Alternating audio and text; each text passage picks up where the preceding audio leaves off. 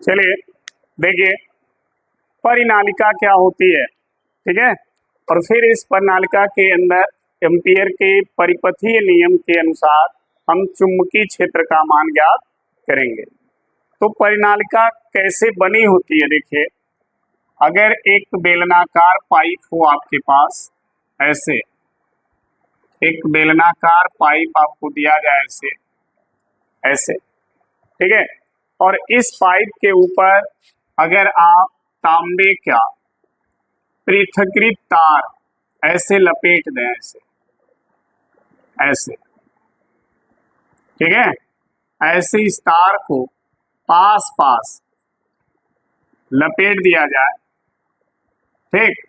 तो ये जो बनकर तैयार हो रहा है संयोजन, इसी का नाम है परिनालिका, ठीक है।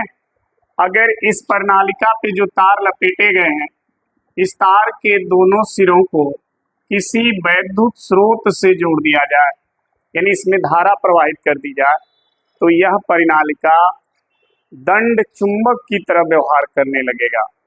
दंड चुंबक, दंड चुंबक क्या होता है? ऐसे सीधा चुंबक एक होता है, ऐसे एक सिरा नॉर्थ और दूसरा साउथ, लेबोरेटरी में दिखेगा आपको, प्रयोगशाला में, ठीक है, ऐसे होता है। इसी तरह से यह भी बिहेव करने लगेगा। इस परिनालिका का भी एक सिरा नॉर्थ और दूसरा सिरा साउथ बन जाता है। अब कौन सा सिरा नॉर्थ और कौन सा सिरा साउथ होगा, वो धारा पे निर्भर करता है। जिसमें धारा n के दिशा में बहेगी वो सिरा नॉर्थ हो जाता है, जिसमें धारा साउथ के दिशा में बहेगी वो यस के दिशा में वो सिरा साउथ हो जाता है। अब आप सोचेंगे सर n की तरह और साउथ यस की तरह धारा का मतलब क्या है? जैसे देखिए परिनालिका का ये वाला सिरा अगर ध्यान से देखें तो ये सिरा ऐसे होगा, होगा ना। अगर धारा इसमें इस तरह से बह रहा है, देखिए ऐसे धारा जा रही है और ऐसे आ रही है, तो क्या बना इसमें? n बना ना। तो ये सिरा क्या बन जाएगा? नॉर्थ। यानी अगर इस सिरे पर जो तार लपेटी गई है, अगर इस तार से धारा जा रही है और इसके पीछे जो तार है उससे धारा आ रही है, तो ये सिरा क्या बन जाएगा? नॉर्थ, ठीक। इधर एस का मतलब समझिए, इधर वाला जो होगा वो भी इसी तरह का होगा। अगर इसमें धारा इस तरह आ रही है ऐसे, यानी इससे धारा आ रही है और इससे धारा, यानी इसमें धारा का प्रवाह कैसे है? ऐसे है, ऐसे, तो ये सिरा साउथ बन जाएगा, ठीक है। तो परिनालिका का कौन सा सिरा नॉर्थ और कौन सा सिरा साउथ पोल की तरह काम करेगा वो उसके धारा पे निर्भर करता है। अगर धारा परिनालिका में घड़ी के सुई के विपरीत दिशा में चल रही है, ठीक है, तो वो सिरा क्या होगा? नॉर्थ। और यदि धारा घड़ी के सुई के दिशा में चल रही है तो वो सिरा होगा साउथ, ठीक है। तो इस तरह से धारा के आधार पर परिनालिका के सिरे को नॉर्थ और साउथ में हम बता सकते हैं। तो सिंपल सी बात है कि जब किसी परिनालिका में धारा प्रवाहित करेंगे तो वह परिनालिका दंड चुंबक की तरह काम करेगा, ठीक है। जैसे दंड चुंबक को अगर धागे से बांधकर स्वतंत्रता पूर्वक लटकाया जाता है तो दंड चुंबक भी उत्तर और दक्षिण दिशा में रुकता है। उसी तरह से अगर परिनालिका में धारा प्रवाहित कर दें और उसके बाद इसको स्वतंत्रता पूर्वक लटकाएं तो ये भी नॉर्थ और साउथ दिशा में जाके रुक जाएगा, ठीक है। तो ये परिनालिका जो एकदम दंड चुंबक की तरह व्यवहार करती है, कब? जब उसमें धारा का प्रवाह होता है, ठीक है। लेकिन हमें यहाँ पर इसके अंदर चुंबकीय क्षेत्र निकालना है, ध्यान दीजिएगा, हमें इसके अंदर चुंबकीय क्षेत्र निकालना है। कितना चुंबकीय क्षेत्र होगा इसके अंदर? तो पहले हम यहाँ लिखते हैं परिनालिका है क्या? समान व्यास के बेलनाकार बेलनाकार चालक पर सघन कुंडलियां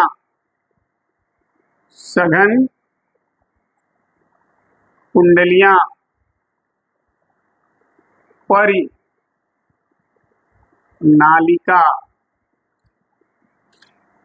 कहलाती है। परिनालिका कहलाती है, जिसकी लंबाई चौड़ाई के अपेक्षा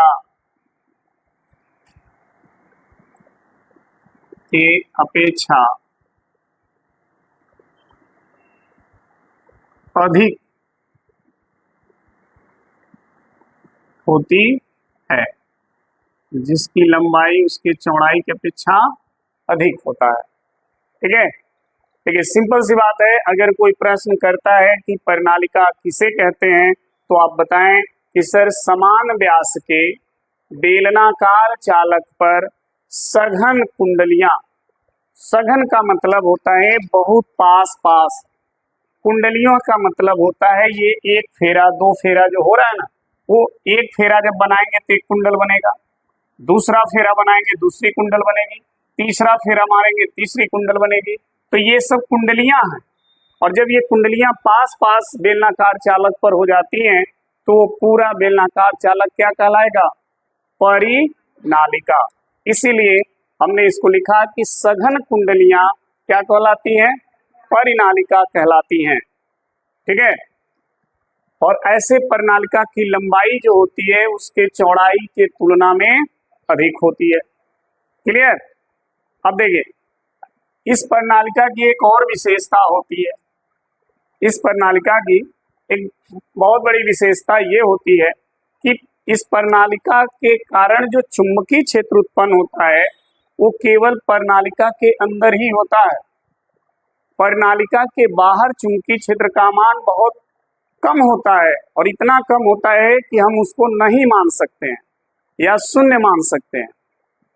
जो परिनालिका में जब आप धारा प्रवाहित करेंगे तो ये चुंबकीय क्षेत्र उत्पन्न करेगा। ठीक है, तो जब चुंबकीय क्षेत्र उत्पन्न करेगा तो वह चुंबकीय क्षेत्र सबसे अधिक कहाँ होगा? परिनालिका के अंदर होगा। ठीक है, और परिनालिका के बाहर चुंबकीय क्षेत्र का मान बहुत कम होता है, जिसे आप नहीं के बराबर मान सकते हैं या जीरो मान सकते हैं। लेकिन जो भी चुंबकीय क्षेत्र होगा वो परिनालिका के अंदर होगा। अब वो चुंबकीय क्षेत्र जो रेखाएं, जब चुंबकीय क्षेत्र होगा तो चुंबकीय क्षेत्र रेखाएं भी होंगी, क्योंकि अगर चुंबकीय क्षेत्र है तो बिना चुंबकीय क्षेत्र रेखा का वो चुंबकीय क्षेत्र हो ही नहीं सकता, उसमें चुंबकीय क्षेत्र रेखाएं होंगी। तो इसके अंदर जो चुंबकीय क्षेत्र बनेगा, उस चुंबकीय क्षेत्र की जो रेखाएं होंगी वो इस परिनालिका के अक्ष के समरूप होंगी।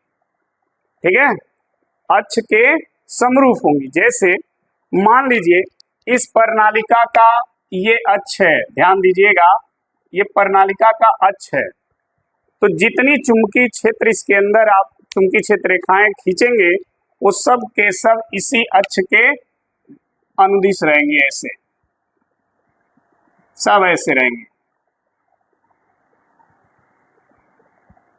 ये चुंबकीय क्षेत्र रेखाएं हैं जो परिनालिका के अक्ष के क्या हैं? समरूप हैं। ठीक है, ऐसे ऐसे रहेंगी। परिनालिका के बाहर ये चुंबकीय क्षेत्र रेखाएं होती ही नहीं है, इसलिए परिनालिका के बाहर चुंबकीय क्षेत्र का मान क्या हो जाता है? शून्य हो जाता है। ठीक है, तो ये एक विशेषता ध्यान रखिएगा इसका कि परिनालिका के कारण जो चुंबकीय क्षेत्र उत्पन्न होता है वो सिर्फ परिनालिका के अंदर होता है। परिनालिका के बाहर चुंबकीय क्षेत्र का मान बहुत कम या शून्य होता है। ठीक है, तो यहाँ पे लिख दे रहे हैं परिनालिका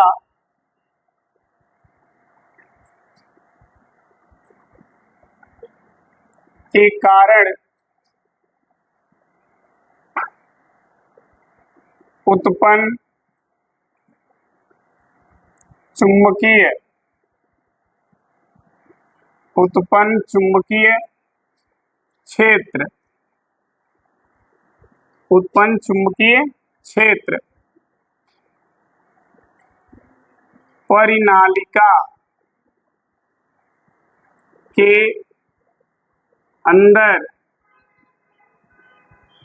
उसके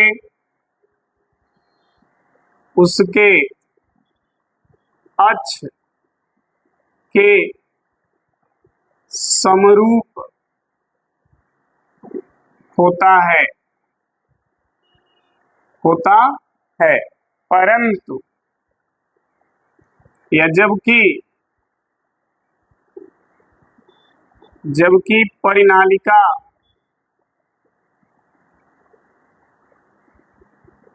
के बाहर, परिनालिका के बाहर चुंबकीय क्षेत्र बहुत कम होता है, जिसे नगण्य या शून्य मान सकते हैं। ठीक है, ध्यान देना, परिनालिका के कारण जो चुंबकीय क्षेत्र उत्पन्न होता है वो परिनालिका के अंदर उसके अक्ष के समरूप होता है, जबकि परिनालिका के बाहर चुंबकीय क्षेत्र बहुत क्या होता है, कम होता है, और वो इतना कम होता है जिसे आप नगण्य या शून्य मान सकते हैं, यानी बहुत कम होता है। ठीक है, अब देखिए, मान लेते हैं कि परिनालिका के एकांक लंबाई में, भाई ये परिनालिका इतनी लंबाई का है, इसके एकांक लंबाई में जो तार लपेटे गए हैं उनके फेरों की संख्या स्मॉल n है। एकांक लंबाई में, पूरे परिनालिका पर की बात नहीं हो रही है, केवल उस परिनालिका के एक लंबाई पर तार के फेरों की संख्या कितनी है, n है, और हर फेरे में धारा कितनी बह रही है, I एम्पियर। ठीक है, तो लिखेंगे, माना परिनालिका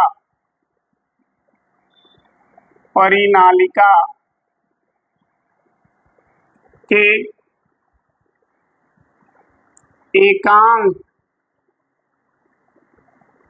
लंबाई में फेरों की संख्या स्मॉल n है तथा प्रत्येक फेरे में बहने वाली क्या धारा कितनी है, I एम्पियर है।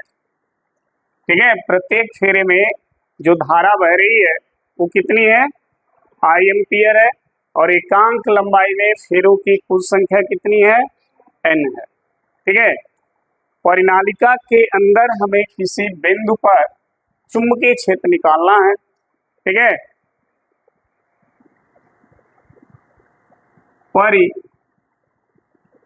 परिनालिका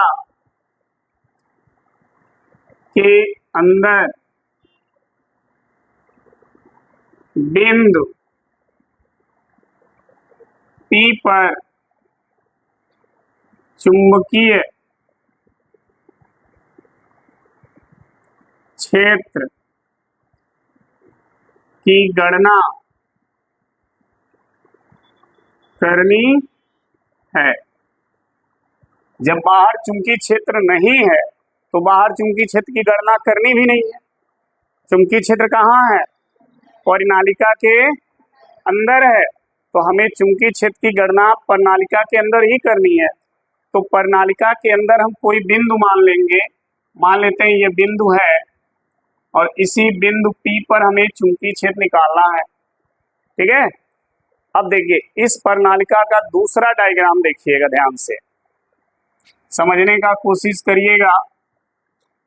ये दूसरा डायग्राम इसलिए बनाया जा रहा है क्योंकि उसमें अब ज्यादा और कुछ बनाएंगे तो समझ में नहीं आएगा। ठीक है, तो देखिए ये प्रणालिका का दूसरा डायग्राम है। यहां पर देखिए ऐसे दिखाया जा रहा है,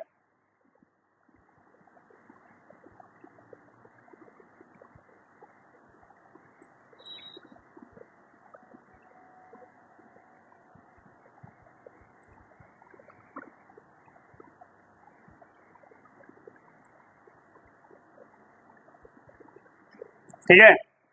इसका मतलब समझिएगा, ये बता रहा है कि यहां से तार ऐसे निकलेगा और यहां से तार अंदर, भाई लपेटोगे तो ऐसे ही लपेटोगे ना, हा? तो ये बता रहा है यहां से तार निकल करके, देखना ध्यान से, यहां से तार ऐसे निकलेगा और यहां से फिर इंटर करेगा, फिर तब वहां से निकलेगा, फिर यहां से, तभी तो ऐसे ऐसे घूमेगा।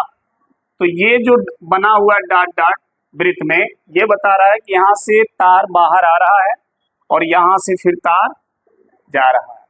ठीक है, इसलिए ये रेखाएं जो ब्लैक वाली इसमें ऐसे से लपेटी गई है वो यहाँ पे नहीं दर्शाई जा रही है। इसी से आपको पता हो जाना चाहिए कि तार ऐसे इस पे लपेटा गया है। समझ में आ गई बात? अब देखिए प्रणालिका के अंदर चुंबकीय क्षेत्र रेखाएं जो होती हैं वो उसके अक्ष के क्या होती हैं, ये उसका अक्ष था, देखिए बना है ना, और चुंबकीय क्षेत्र रेखाएं इस अक्ष पे इसी अक्ष के समरूप होती हैं।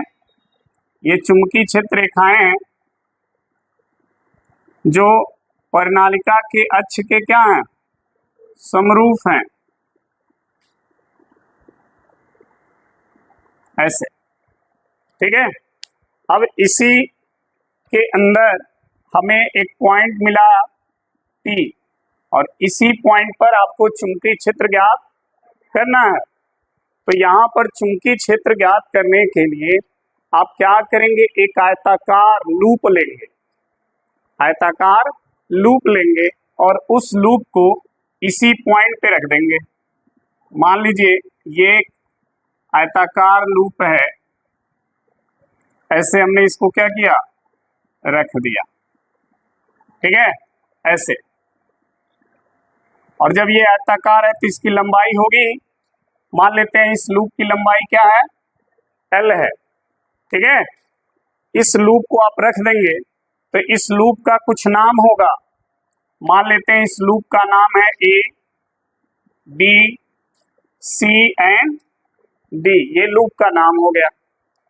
ठीक है, अब इस आयताकार लूप के लिए हम एम्पियर का परिपथीय नियम अप्लाई करेंगे। ठीक है, तो लिखेंगे बिंदु P पर आयताकार लूप ABCD को क्या करते हैं, रख देते हैं। ठीक है, रख देते हैं। अब आयताकार लूप का एम्पियर के परिपथीय नियम से रैखिक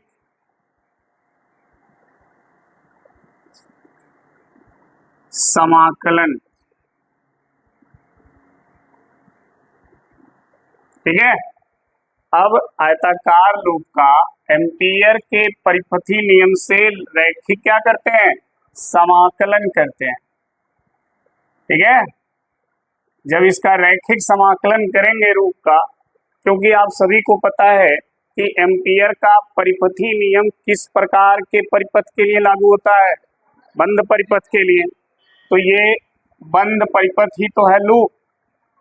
ठीक है, तो एम्पियर का परिपथी नियम जब अप्लाई करेंगे तो देखिए, बंद परिपथ ए बी सी डी के लिए एम्पियर का परिपथी नियम अप्लाई करेंगे, और वो परिपथ का नियम क्या है, रैखिक, यानी इस पूरे लूप का हम रैखिक समाकलन करेंगे। ठीक है, तो रैखिक समाकलन करेंगे तो इस लूप में 4 भुजाएं हैं, चारों भुजाओं का रैखिक समाकलन होगा।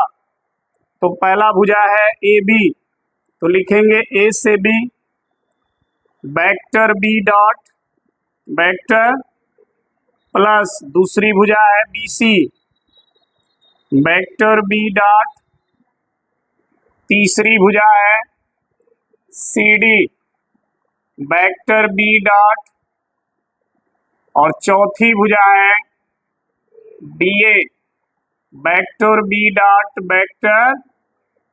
ठीक है, तो इस आयताकार लूप के चारों भुजाओं का एम्पियर के परिपथी नियम से हमने क्या कर दिया, रैखिक समाकलन कर दिया।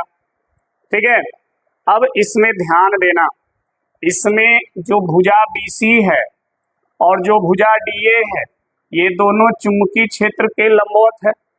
देखिए, दोनों भुजाएं क्या हैं, चुंबकीय क्षेत्र के, चुंबकीय क्षेत्र ऐसे है और ये भुजाएं ऐसे हैं, तो चुंबकीय क्षेत्र के क्या हैं, लंबवत हैं। ठीक है, और जब लंबवत हैं तो थीटा का बनेगा इन दोनों भुजाओं के लिए 90 डिग्री।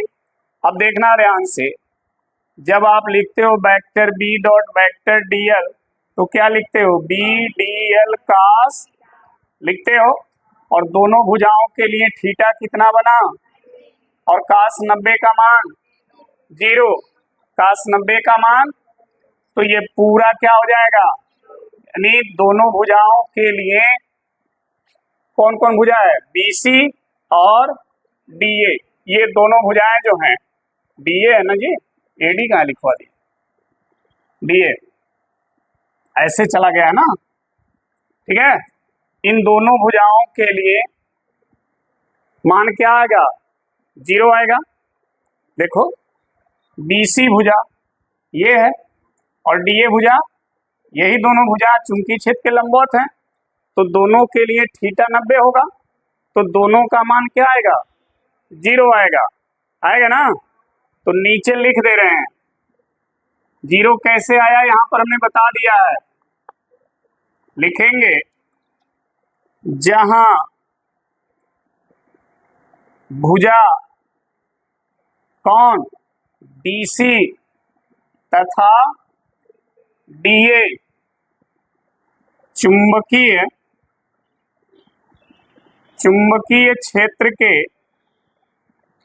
क्षेत्र के क्या हैं, लंबवत हैं। ठीक है, और जब लंबवत होंगी तो इनके लिए वेक्टर बी डॉट डीएल का मान क्या आ जाएगा, 0। दूसरी जो भुजा है, एक है DA, इसके लिए भी vector B dot vector dl का मान क्या आएगा, DA रहेगा जी, गलत हो गया, ऐसे रहेगा, सही है। दोनों के लिए मान क्या आएगा, 0 आ जाएगा, क्योंकि ये दोनों भुजाएं चुंबकीय क्षेत्र में क्या हैं, और दोनों के लिए थीटा 90 बनेगा, और BDL बराबर होता है BDL cos, और थीटा को जब 90 पुट करोगे तो cos 90, और cos 90 की वैल्यू तो पूरा मान, तो दोनों के लिए जो चुंबकीय क्षेत्र होगा वो क्या हो जाएगा, सही है। अच्छा, इसमें एक तीसरी भुजा भी है CD, है ना, तो देखिए, तथा भुजा CD परिनालिका के कहाँ है, बाहर है, देखो प्रणालिका के बाहर है, और प्रणालिका के बाहर b का मान क्या होता है, 0 होता है। तो इसका मतलब इसके लिए भी मान क्या हो जाएगा, 0 हो जाएगा। भाई देखो CD है ना भाई, तो जब भाई b 0 रखोगे तो पूरा मान दिखना। तो अब यहां देखो, इसका मतलब जो ये है CD vector b dot dl, इसका भी मान क्या हो जाएगा, 0। यानी इस आयताकार लूप की 3 भुजाओं के लिए एम्पियर का परिपथी नियम के अनुसार रैखिक समाकलन क्या हो गया, 0 हो गया। केवल एक भुजा बची है AB, और वो कैसी है, चुंबकीय क्षेत्र के अनुदिश है, तो उसके लिए थीटा क्या बनेगा, 0 बनेगा। अब देखिए, अब यह अर्थात बचा गया है आपके पास, देखना इंटीग्रल ABC, यही बचा है ना, बोलो सब 0 हो गया। तो बचा है A to B vector B dot, यही बचा है, ठीक है। अब इतने का मान हो गया B dl cos थीटा, और थीटा की वैल्यू 0, तो B dl हो जाएगा। तो पहले नोट कर लें फिर आगे बढ़े, नोट करिए इसको। अरे घबराओ नहीं, काहे तुम लोग हल्ला करने लगते हो।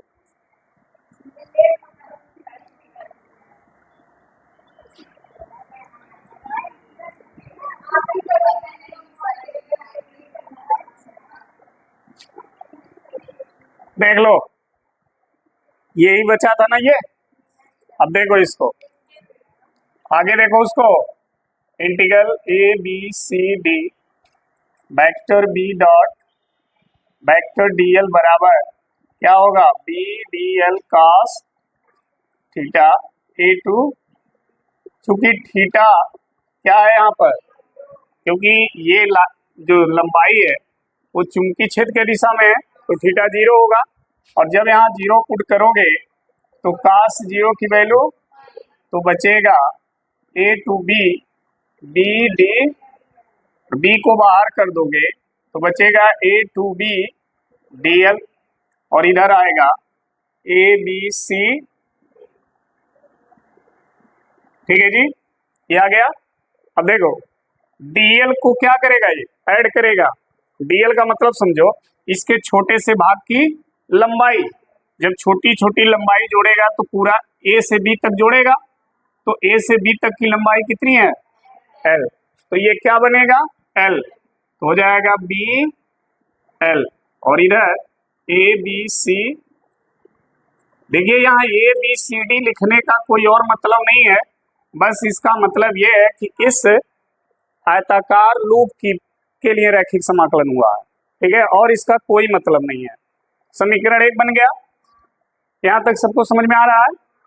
चलिए आगे ध्यान देना, यहाँ पर लिख दे रहे हैं चूंकि dl बराबर कितना, L, ठीक है। फिर एम्पियर का परिपथी नियम लगाएंगे, एम्पियर के परिपथीय नियम से, तो देखना एम्पियर का परिपथी नियम कहता है वेक्टर B डॉट dl बराबर म्यू नॉट इंटू, यही है ना पूरा एम्पियर का परिपथी नियम है। इसमें I ध्यान देना, I धारा, और धारा वो चाहिए जो इस लंबाई के ऊपर से होकर प्रवाहित हो रही हो, ठीक है, क्योंकि हर फेरे में धारा I है, हर फेरे में धारा I है, तो आपको ये देखना होगा इस लंबाई पर कितने फेरे हैं। अगर इस AB तार पर फेरों की संख्या पता चल जाए और हर फेरे में I है तो I से गुणा कर देंगे। समझ में आ गई बात। तो ध्यान रखना, हमने पहले ही माना है कि एकांक लंबाई में कितने फेरे हैं, N, तो L लंबाई में NL। क्लियर हो गया ना भाई, एक लंबाई में फेरे हमने कितना माना था, और इस AB की लंबाई कितनी है, तो AB पर कितने फेरे गुजरेंगे, NL, और हर फेरे में धारा कितनी है, तो NL फेरे में कितनी होगी, NL। समझ में आ गई बात। तो ये जो I है ये हो जाएगा NL, इतनी धारा होगी। समझ में आ गया। यहाँ पे जो I आप लिखते हो ना, ये उसके जगह आपको लिखना होगा NL, क्योंकि हमें वो I चाहिए जो AB तार के ऊपर से गुजरे, और AB तार के ऊपर से इतनी धारा गुजरेगी, ठीक है ना। और ये बन गया आपका समीकरण 2। ठीक, अब देखना समीकरण 1 और 2 से, समीकरण 1 और 2 को ध्यान से देखो तो दोनों का वन साइड इक्वल है। देखो तो राइट साइड क्या होंगे, ये कहाँ गया, यहाँ देखो दोनों सेम है, और इधर दोनों देखो, ठीक है। तो क्या होगा, BL equal to mu not NL, इतना होगा। L से L को काट दो तो B इक्वल टू कितना आएगा, यानी प्रणालिका के अंदर बिंदु P पर चुंबकीय क्षेत्र का मान इतना होगा, म्यू नॉट NI। ठीक है।